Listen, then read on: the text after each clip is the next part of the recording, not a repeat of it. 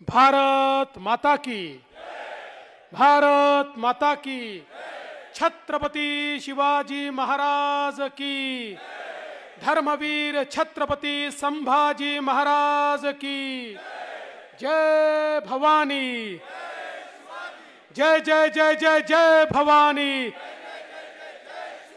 जय जय जय जय जय शिवाजी, जय श्री राम, जय जय श्री राम।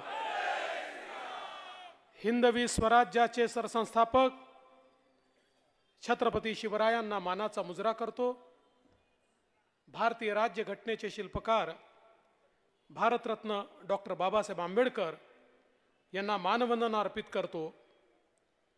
या ठिकाणी आजच्या या विराट सभेमध्ये मंचावर उपस्थित असलेले आपल्या सर्वांचे लाडके नेते आणि उमेदवार श्रीमंत छत्रपती उदयन महाराज भोसले, त्याचप्रमाणे या साताऱ्याचे लाडके आमदार श्रीमंत शिवेंद्रराजे भोसले, मंचावर उपस्थित असलेले शंभूराज देसाईजी, गिरीश महाजनजी, महादेव जानकरजी, महेशदादा शिंदेजी, त्याचप्रमाणे आमचे नरेंद्र अण्णासाहेब पाटीलजी, वाई मतदारसंघामध्ये ज्यांनी भारतीय जनता पक्षाची कमान अत्यंत मजबूतीने सांभाळलेली आहे ते आमचे मदनदादा भोसलेजी, आमदार देवयानीताई फरांदे, मनोजदादा घोरपडे, धैर्यशील दादा कदम, अमर साबळेजी, विक्रांत पाटीलजी, प्रवीण कुमार सालेजी,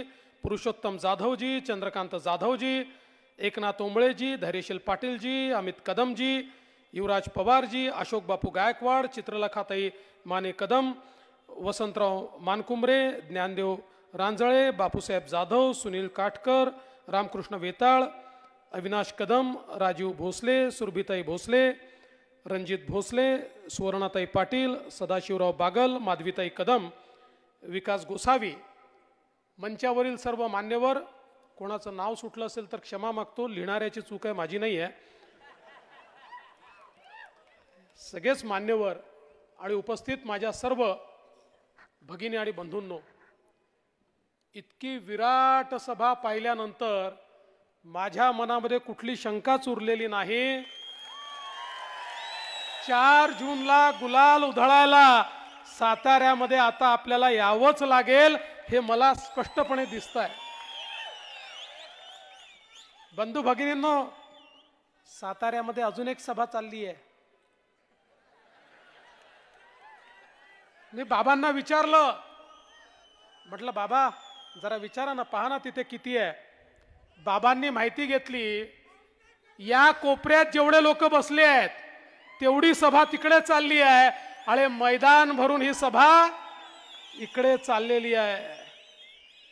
सर्वप्रथम बंधू भगिनींनो, स्वराज्याच्या क्रांतीच्या या भूमीला मी या ठिकाणी वंदन करतो। खऱ्या अर्थानं तंजाऊर पासनं पेशावर पर्यंत जे हिंदवी साम्राज्य या ठिकाणी तयार झालं, त्या साम्राज्याला ज्या भूमीने बळ दिलं ती ही सातारची भूमी आहे, छत्रपती शिवरायांची कर्मभूमी आहे।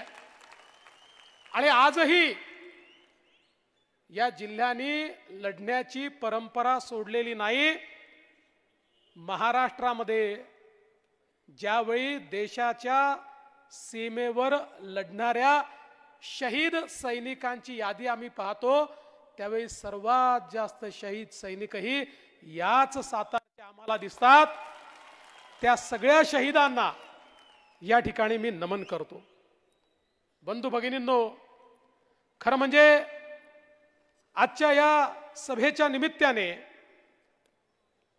आमच्या शिवेंद्र बाबांनी आणि महाराजांनी या ठिकाणी काही गोष्टी मांडल्या आणि कशा प्रकारे आपल्याला विकास घडवायचा आहे या संदर्भातली एक ब्लूप्रिंट आज महाराजांनी तयार केली आहे।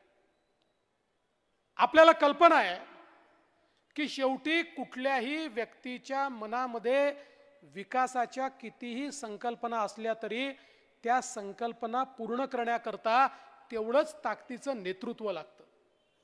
आणि मला सांगताना आनंद वाटतो, ते नेतृत्व देण्याची क्षमता आज देशामध्ये फक्त आणि फक्त नरेंद्र मोदीजींकडे आहे. आज बाबा तुम्ही ज्यावेळी या ठिकाणी आम्हाला IT हब पाहिजे म्हणतात, महाराज IT हब पाहिजे म्हणतात, आज तुम्ही याची मागणी का करू शकता माहिती आहे? मोदीजींनी गेल्या 10 वर्षामध्ये भारताला IT कॅपिटल केलं. जो IT आमचे पोरं फक्त परदेशात जायचे, आज जगातल्या सगळ्या IT कंपन्या या भारतामध्ये आहेत. आणि तुम्ही काळजी करू नका, 2 महाराजांनी सांगितल्यानंतर आमची काही भ्यास.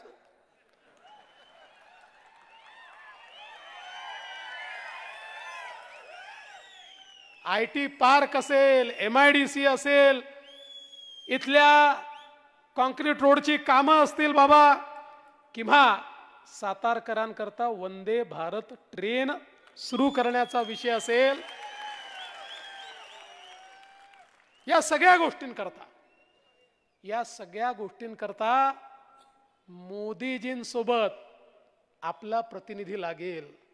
आमच्या सोबत तर बाबा आहेतच, महाराष्ट्राची एक किल्ली तुमच्याकडे आहेच, पण देशाची किल्ली मिळवायची असेल तर महाराजांना पाठवावं लागेल, मग देशाची किल्ली देखील आपल्याला या ठिकाणी मिळेल. आज आपण पाहतोय महाराष्ट्रामध्ये सरकार आहे बाबा, लामघरचा असेल, बोंडरवाडीचा विषय असेल, तुम्ही लावून धरला, आपण तो केला, त्याच्यामध्ये काही चिंतेचं कारण नाही आहे. आज या ठिकाणी आपला प्रतिनिधी नसताना देखील महाराज 10,000 कोटी रुपयाची कामं तुम्ही या ठिकाणी आणली. जर तुम्ही खासदार म्हणून गेलात तर किती शून्य लावायचे? बंधू भगिनींनो, मला या निमित्ताने एवढंच सांगायचं आहे, ही निवडणूक जानकर साहेब म्हणाले तशी साधी निवडणूक नाही आहे. ही देशाची निवडणूक आहे. देशाचा नेता आपल्याला निवडायचा आहे. या देशामध्ये सामान्य माणसाच्या आशा, आकांक्षा आणि अपेक्षा कोण पूर्ण करू शकतो, तो नेता आपल्याला निवडायचा आहे. या देशाला सशक्त भारत कोण तयार करू शकतो, हे आपल्याला निवडायचं आहे. या देशाला कोण सुरक्षित ठेवू शकतो, हे आपल्याला निवडायचं आहे. आणि आज ज्यावेळी मतदानाकरता आपण जातो, त्यावेळी 2 ध्रुव आपल्याला पाहायला मिळतात. देश वाटला गेलाय, वेगवेगळे पक्ष असतील, पण 2 ध्रुव तयार झाले आहेत.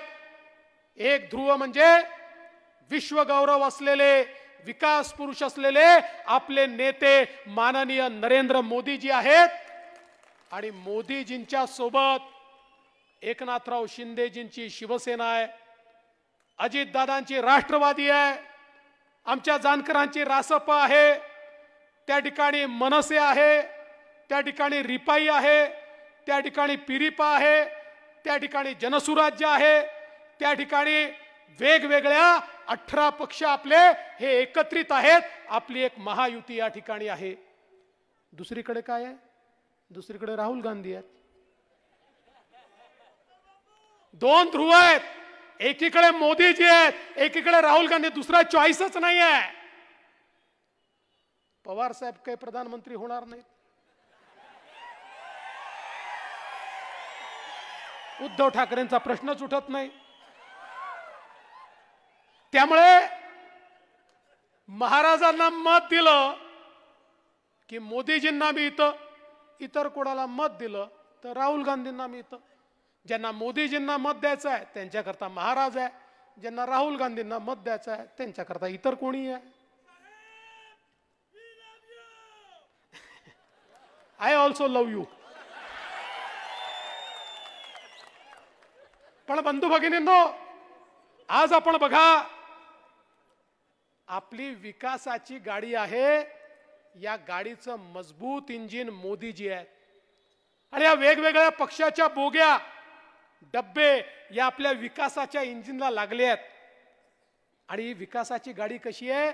दीन, दलित, गोर, गरीब, आदिवासी, शेतकरी, शेतमजूर, महिला, अल्पसंख्याक, OBC, भटके, विमुक्त, शेतकरी सगळ्यांना सोबत घेऊन सबका साथ सबका विकास म्हणत मोदीजीची गाडी पुढे जाते, मजबूत इंजिन घेऊन पुढे जाते. दुसरीकडे अवस्था काय आहे? राहुल गांधींच्या गाडीला फक्त इंजिनच आहे, डब्बेच नाही आहे. राहुल गांधी म्हणतात मी इंजिन आहे, पवार साहेब म्हणतात मी इंजिन आहे, उद्धव ठाकरे म्हणतात मी इंजिन आहे, ममता बॅनर्जी म्हणते मी इंजिन आहे, लालूजीचा पोरगा म्हणतो मी इंजिन आहे, मुलायम सिंगाचा पोरगा म्हणतो मी इंजिन आहे, स्टॅलिन म्हणतो मी इंजिन आहे. तिथे प्रत्येक जण इंजिन आहे, तिथे डब्बाच नाही आहे. आणि इंजिन मध्ये सामान्य माणसाला बसायला जागा नसते. इंजिन मध्ये केवळ ड्रायव्हर त्या ठिकाणी बसतो. बंधू भगिनींनो, राहुल गांधींच्या इंजिन मध्ये फक्त सोनियाजी आणि प्रियंकाजींकरता जागा आहे. पवार साहेबांच्या इंजिन मध्ये तुमच्याकरता जागा नाही आहे, फक्त सुप्रियाताईंकरता जागा आहे.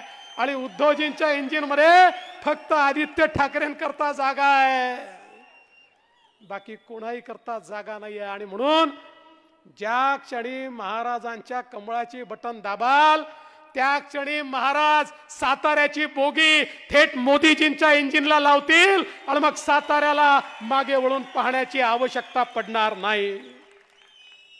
आपण पाहू शकतो 2014 साली मोदीजींनी महाराष्ट्रामध्ये आणि देशामध्ये आपल्या महायुतीचं राज्य आल्यानंतर ज्या प्रकारचं परिवर्तन या ठिकाणी केलं, आज जगातले लोक विचार करतायत. जगातले लोक हे मोदी मॉडेल काय आहे? जगात चर्चा चाललेली आहे की 10 वर्षामध्ये 25 कोटी लोकांना गरिबी रेषेच्या वर आणणारं मोदी मॉडेल काय आहे? अर्थशास्त्र सगळे तज्ञ चर्चा करतायत. 25 कोटी लोक गरिबीच्या वर आले. 20 कोटी लोक जे झोपडीत राहायचे, कच्च्या घरांमध्ये राहायचे, ते 20 कोटी लोक आज पक्क्या घरांमध्ये राहायला गेले. ज्या 50 कोटी लोकांच्या घरी माय माऊलीला चुलीवर स्वयंपाक करावा लागायचा, त्यांच्या घरी गॅस आला. ज्या 55 कोटी लोकांकडे शौचालय नव्हतं, बाहेर जावं लागायचं, त्यांच्या घरी शौचालय आलं. ज्या 60 कोटी लोकांकडे पिण्याच्या पाण्याचा नळ नव्हता, माझी माय माऊली डोक्यावर हंडा घेऊन त्या ठिकाणी नळावर जायची, नदीवर जायची, विहिरीवर जायची. त्या 60 कोटी लोकांकडे 10 वर्षामध्ये शुद्ध पिण्याचं पाणी नळाच्या माध्यमातून पोचलं. 80 कोटी लोक असे आहेत देशामध्ये की ज्यांच्या घरी आज मोदीजी मोफत रेशन देत आहेत आणि 2029 सालापर्यंत हे मोफत रेशन त्यांच्या घरी पोहोचणार आहेत. आणि त्यात 7 कोटी लोक आपल्या महाराष्ट्रातले देखील आहेत. जवळजवळ 60 कोटीपेक्षा जास्त आमचे तरुण असे आहेत की ज्यांना मोदीजींच्या माध्यमातून मुद्राचं लोन मिळालं. बंधू भगिनींनो, 10 लाखाचं लोन, कुठलंही तारण नाही, कुठलीही गॅरंटी नाही. पूर्वी बँकेत गेलं, मॅनेजर म्हणायचा घर किंवा जमीन तारण ठेवायला आहे का? नसेल तर कोणी सरकारी अधिकारी तुझा नातेवाईक आहे का, त्याची गॅरंटी आण, तर तुला या ठिकाणी लोन मिळेल. पण मला सांगताना आनंद वाटतो, 60 कोटीपेक्षा जास्त लोकांना मोदीजींनी त्यांची गॅरंटी घेतली आणि 10 लाखापर्यंतचं लोन मिळालं. आणि त्यापैकी 31 कोटी महिला आहेत की ज्यांना हे लोन त्या ठिकाणी मिळालेलं आहे. आणि आता तर मोदीजींनी सांगितलं 10 लाख नाही, आता 20 लाखापर्यंतचं लोन, कुठली गॅरंटी नाही, कुठलंही तारण नाही, हे आमच्या तरुणाईला या ठिकाणी मोदीजींच्या माध्यमातून मिळणार आहे. आणि एवढंच नाही तर जवळपास 80 लाख बचत गट तयार करून त्यांना 8 लाख कोटी रुपये मोदीजींनी दिले आणि त्यातनं 10 कोटी महिलांना आपल्या पायावर मोदीजींनी उभं केलं. त्यापैकी 1 कोटी महिला या लखपती दिदी झाल्या. आता 3 कोटी महिला लखपती होणार आहे. आणि मोदीजींचं लक्ष आहे या 10 कोटी महिलांना त्या ठिकाणी लखपती करण्याचं. मोदीजी म्हणतात की ज्यावेळी एक पुरुष पायावर उभा राहतो त्यावेळी केवळ पुरुष पायावर उभा राहतो, पण महिला पायावर उभी राहते तर पूर्ण परिवार पायावर उभा राहतो. आणि म्हणून महिलांना अधिकारिता देण्याचं काम मोदीजी करतायत. आणि आज आमच्या मंचावर फार कमी महिला दिसत आहेत. पुढच्या वेळेस 50% मंच महिलांकरता राखीव ठेवावा लागणार आहे, कारण 2026 नंतर मोदीजींनी ठरवलं आहे 33% महिला विधानसभेत आमदार आणि 33% महिला लोकसभेत खासदार बनणार आहेत. कारण जोपर्यंत आमच्या माता भगिनी या मुख्य धारेमध्ये येत नाही तोपर्यंत विकसित भारताचं स्वप्न हे या ठिकाणी पूर्ण होत नाही।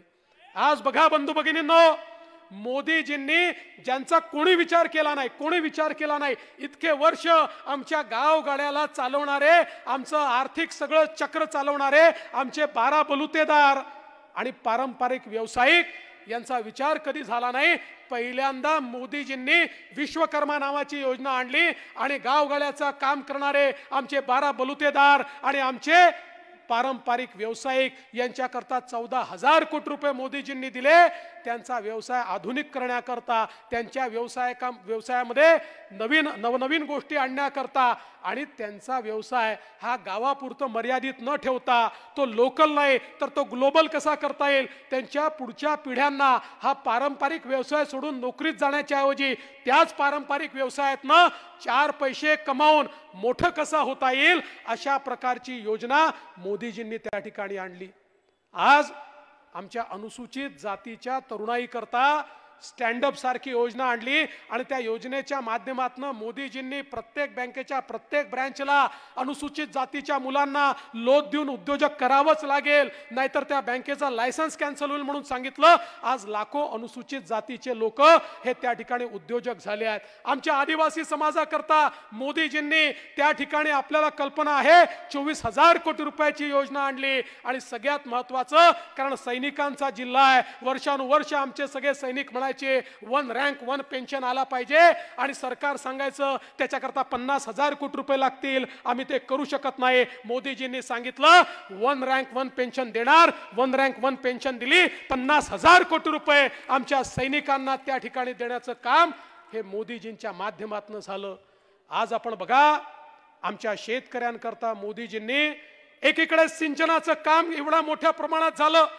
आज आपण पाहू शकतो ज्यावेळी 2014 साली महाराष्ट्रामध्ये सरकार आलं आणि हे सरकार आल्यानंतर आम्ही मोदीजींकडे गेलो, त्यांना सांगितलं अनेक प्रकल्प या ठिकाणी रिकामे पडले आहेत, कोरडे पडले आहेत, अर्धवट पडले आहेत, मोदीजी आम्हाला पैसा हवाय। मोदीजींनी सांगितलं चिंता करू नका, या महाराष्ट्राला 26,000 कोटी रुपये एका योजनेत, 24,000 कोटी रुपये दुसऱ्या योजनेत, 50,000 कोटी रुपये हे मोदीजींनी दिले। मला सांगताना आनंद वाटतो, एकट्या सातारा जिल्ह्यामध्ये 5 वर्षामध्ये आम्ही 48,000 हेक्टर जमीन ही त्या ठिकाणी सिंचनाखाली आणली। उरमोळी सारखा प्रकल्प हा बळीराजामध्ये त्या ठिकाणी घेतला। प्रधानमंत्री कृषी सिंचन मध्ये धोम बलकवडी, ताराळी, वांग, मोरणा, कुडाळी ही सगळी योजना त्या ठिकाणी घेतली। जे कटापूर असेल, वसना वगणा असेल, या योजना आपण त्या ठिकाणी घेतल्या। टेंबू सारखी योजना आपण त्या ठिकाणी घेतली। वेगवेगळ्या प्रकारच्या सगळ्या योजना दादा तुम्हाला माहिती आहे, तुम्ही फार त्याच्यामध्ये तुमच्या भागामध्ये पाणी पोहोचवलेलं आहे आणि म्हणूनच लोकांनी तुम्हाला पाणीदार केलं आणि दुसऱ्याला घरी बसवलं, ज्याला आता महाराज पुन्हा घरी बसवणार आहे। या सगळ्या योजना या ठिकाणी का होऊ शकल्या? मोदीजींना शेतकऱ्याची चिंता होती। विचार करा, 15 वर्ष सरकार होतं, त्या सरकारमध्ये आपल्याला काय सांगितलं जायचं? इकडच्या लोकांना सांगितलं जायचं विदर्भाचा अनुशेष आहे म्हणून तिकडे पैसे देतोय, तिकडच्या लोकांना सांगायचं इकडे पैसे देतोय, ना इकडे मिळायचे ना तिकडे मिळायचे। आम्ही सांगितलं विदर्भातही काम करून दाखव आणि पश्चिम महाराष्ट्रातही काम करून दाखव। सातारा, सांगली आणि सोलापूरच्या दुष्काळी भागामध्ये आज पाणी पोचत आहे, कारण या ठिकाणी मोदीजी होते, मोदीजींचा आशीर्वाद आपल्या पाठीशी होता। आज बंधू भगिनींनो, आमच्या ऊसाच्या शेतकऱ्यांकरता ज्यावेळी मोदीजी प्रधानमंत्री झाले, जाणते राजे म्हणाले होते अरे मोदींना ऊसातलं काय कळतं, यांना साखर कारखानदारीतलं काय कळतं? पण आज ऊस कारखानदारीतल्या कुठल्याही व्यक्तीला विचारा, तो सांगेल ऊस कारखानदारी करता आणि ऊसाच्या शेतकऱ्याकरता जेवढे निर्णय नरेंद्र मोदीजींनी घेतले यापूर्वीचं कुठलंही सरकार घेऊ शकलं नव्हतं। 340 रुपयांनी FRP वाढवली, त्या ठिकाणी साखरेची मिनिमम सप्लाय प्राइस तयार केली आणि त्या माध्यमातून साखरेचे भाव पडणार नाही आणि शेतकऱ्यांना त्या ठिकाणी FRP मिळेल, चांगला भाव मिळेल, हे मोदीजींनी करून दाखवलं। इथेनॉलची पॉलिसी आणली, इथेनॉलच्या माध्यमातून साखर कारखाने उभे राहिले पाहिजेत आणि तो पैसा देखील आमच्या शेतकऱ्यांना मिळाला पाहिजे, हे मोदीजींनी करून दाखवलं। आणि सगळ्यात महत्त्वाचं काही असेल वर्षानुवर्ष त्या ठिकाणी शेतकऱ्यांच्या डोक्यावर टांगती तलवार होती. ऊसाची FRP दिल्यानंतर कायद्याने जास्तीची FRP दिली म्हणून इन्कम टॅक्स लागला होता. इन्कम टॅक्स महाराष्ट्रामध्ये 10,000 कोटी रुपयाचा इन्कम टॅक्स होता. सातत्याने नोटिसा यायच्या, कारखान्यांना यायच्या, तुम्ही शेतकऱ्याकडनं पैसा वसूल करा आणि आम्हाला इन्कम टॅक्स भरा. मला आठवतं त्या ठिकाणी मनमोहन सिंगजी प्रधानमंत्री होते. किमान 5 वेळा शरद पवार साहेब डेलिगेशन घेऊन गेले आणि सगळ्यांना सांगितलं आता आपण जाऊ आणि हा इन्कम टॅक्स रद्द करून आणू. 5 वेळा लोक गेले, प्रत्येक वेळी आश्वासन मिळालं. ते जायचे, अर्थमंत्र्याला भेटायचे, प्रधानमंत्र्याला भेटायचे, फुटकी कवडी देखील त्यातनं रद्द झाली नाही. उलट शेवटी कारखानदार हायकोर्टात गेले, हारले, सुप्रीम कोर्टात गेले, हारले. शेतकऱ्याकडनं इन्कम टॅक्स वसूल करण्याची वेळ आली होती, ना तर कारखाने बंद पडले असते. आम्ही मोदीजींकडे गेलो, मोदीजींना परिस्थिती सांगितली. एका झटक्यात मोदीजींनी सांगितलं की आपल्याला हे करावं लागेल. अधिकाऱ्यांना बोलवलं, अमित भाई शाह सहकारिता मंत्र्यांना बोलवलं. त्या ठिकाणी सगळे अधिकारी आले. अधिकाऱ्यांनी सांगितलं साहेब असं आजपर्यंत झालं नाही, मागच्या तारखेचा 10-20 वर्षाचा इन्कम टॅक्स आहे तो आज आपल्याला रद्द करता येत नाही, हे कायद्यात बसत नाही. त्यावेळी मोदीजींनी सांगितलं अरे कायदा शेतकऱ्यांकरता मोडावा लागला तरी मोडू, नवीन कायदा त्या ठिकाणी तयार करू. आणि बंधू भगिनींनो, मोदीजींनी 10,000 कोटी रुपयाचा आमच्या शेतकऱ्यांवर इन्कम टॅक्स रद्द करून टाकला आणि शेतकऱ्यांना दिलासा दिला. आज माझा सवाल आहे, त्यांना विचारा जे विचारत होते मोदीजींना उसातलं काय समजतं. जे मोदीजींना समजलं ते तुम्हाला वर्षानुवर्ष समजलं नाही. मोदीजींना सामान्य शेतकऱ्याची नाडी समजली, त्याचं स्पंदन समजलं, त्याचं रुदन समजलं, त्याचं हृदय समजलं आणि म्हणून मोदीजी या ठिकाणी अशा प्रकारचा निर्णय घेऊ शकले. आणि म्हणून बंधू भगिनींनो, ही साधी निवडणूक नाही आहे, देशाची निवडणूक आहे. आज देशामध्ये एक मजबूत नेतृत्व हवंय. आज आपलं नेतृत्व वैश्विक नेतृत्व आहे. मी तुम्हाला विनंती करतो, तुम्ही आठवा तो काळ ज्या काळामध्ये कोविड होता, नातेवाईकांना भेटण्याची चोरी होती. अरे किड्या मुंग्यासारखे लोक मरत होते, आपल्यातले आपतेष्ट जात होते, कोणी कोणाच्या मौत मिट्टीला देखील जायला तयार नव्हतं. इतकी भीती, इतकं भय. प्रत्येक बापाला वाटायचं माझ्या पोराचं काय होईल, आईला वाटायचं माझ्या पोरीचं काय होईल, आमच्या परिवाराचं काय होईल असं वाटत होतं. जगाच्या पाठीवर एक मोठं संकट होतं. 140 कोटीचा देश. लोक म्हणायचे, जगातले एक्सपर्ट म्हणायचे की भारतामध्ये 40-50 कोटी लोक तरी मरतील, त्यांना कोणीच वाचवू शकत नाही. जगाच्या पाठीवर 4 देशांनी कोविडची लस तयार केली होती आणि ते देश वाट पाहत होते कधी भिकाऱ्यासारखा भारत आमच्या पुढे हात पसरतो की आम्हाला लस द्या, मग आपण त्याच्याकडनं प्रॉफिट कमवू, थोड्याशा लसी त्याला देऊ आणि भारताला त्या ठिकाणी अडचणीत आणू, असं अनेक देश विचार करत होते. पण त्या देशांना माहिती नव्हतं या देशामध्ये नरेंद्र मोदी नावाचा प्रधानमंत्री आहे, ज्याला आपल्या लोकांना कसं वाचवायचं माहिती आहे. मोदीजींनी शास्त्रज्ञ जमा केले, त्यांना सांगितलं काय मटेरियल पाहिजे सांगा, तुम्हाला काय पैसा पाहिजे तो सांगा, तुम्हाला काय व्यवस्था पाहिजे त्या सांगा. आणि सातत्याने त्यांच्या पाठीशी उभं राहून जगातला 5वा देश हा भारत झाला, ज्याने आपल्या देशात लस तयार केली. 140 कोटी लोकांना 2 वेळा लस त्या ठिकाणी टोचण्याचं काम हे मोदीजींच्या नेतृत्वात झालं. 1 पैसा कोणाला द्यावा लागला नाही. भारतामध्ये आज आपण वाचलो, त्या लसीमुळे वाचलो. बंधू भगिनींनो, ती लस नसती तर भारताची काय अवस्था झाली असती. पण केवळ भारतापुरतं मर्यादित नाहीये, मला आपल्याला सांगितलं पाहिजे. मी मॉरिशसला गेलो होतो.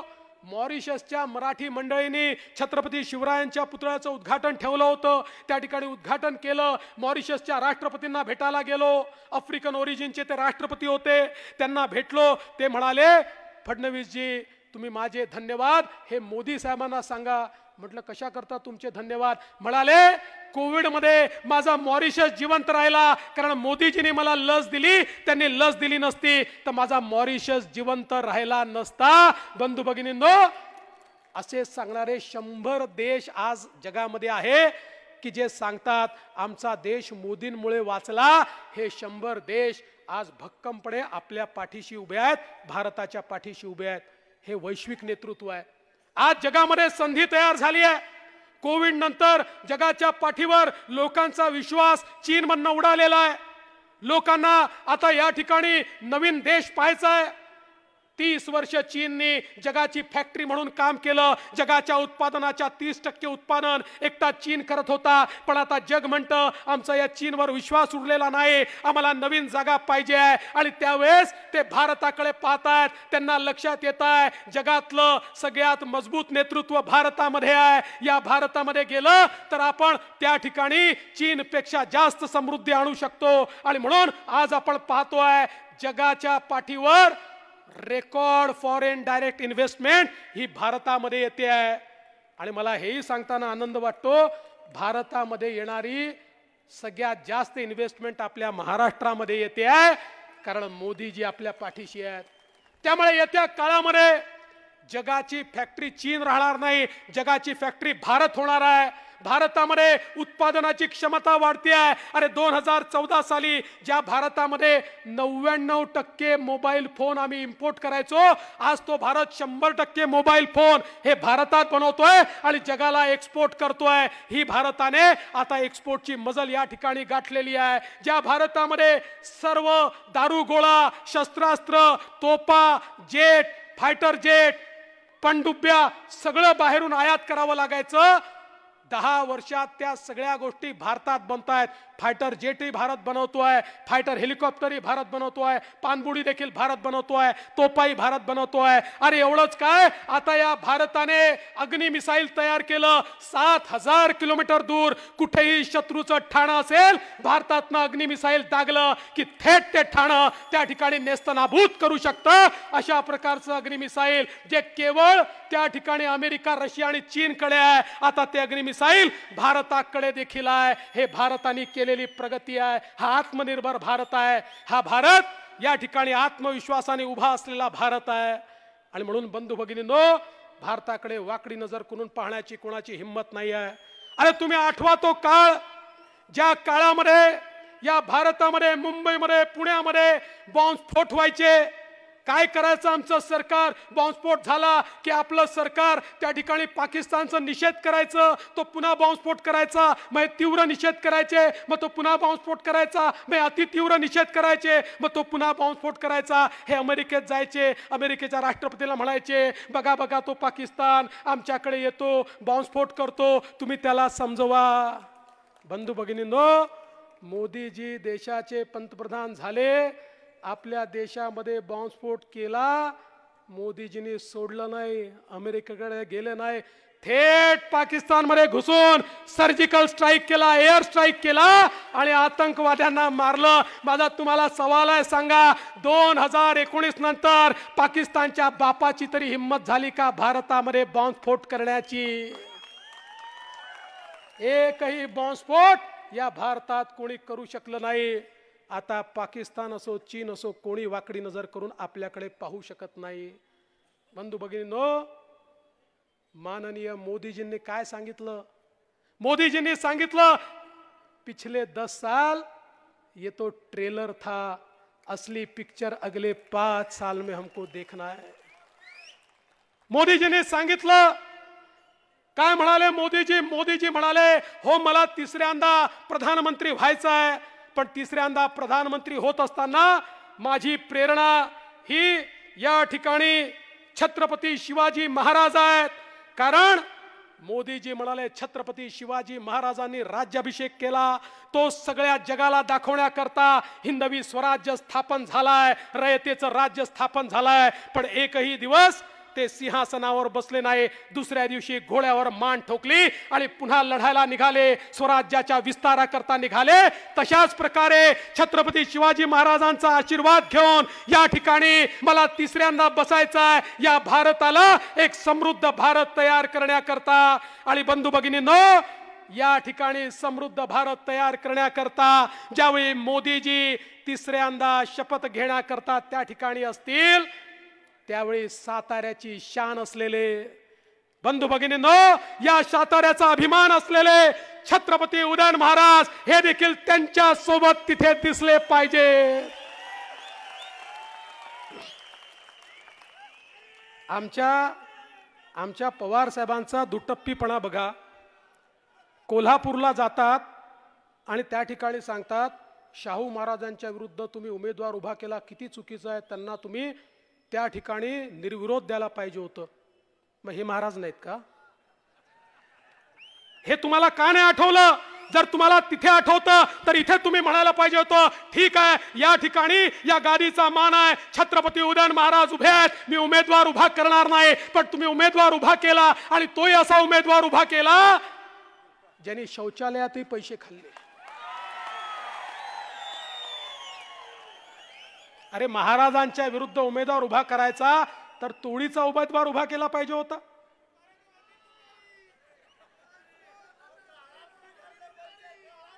तुतारीची पिपाणी होणार. छत्रपती उदयनराजे तुतारीची पिपाणी केल्याशिवाय थांबत नाही. आणि म्हणून सातारकरांनो, तुमच्या भरोशावर आता ही निवडणूक आम्ही सोडली आहे. बाबाही आहेत आणि महाराजही आहेत. नाही ठरलं आहेच, पण आम्हाला रेकॉर्ड हवाय.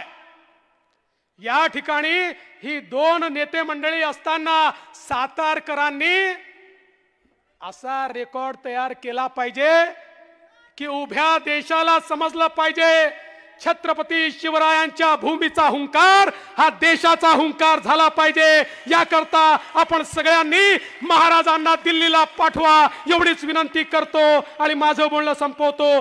जय हिंद, जय महाराष्ट्र, जय शिवराय.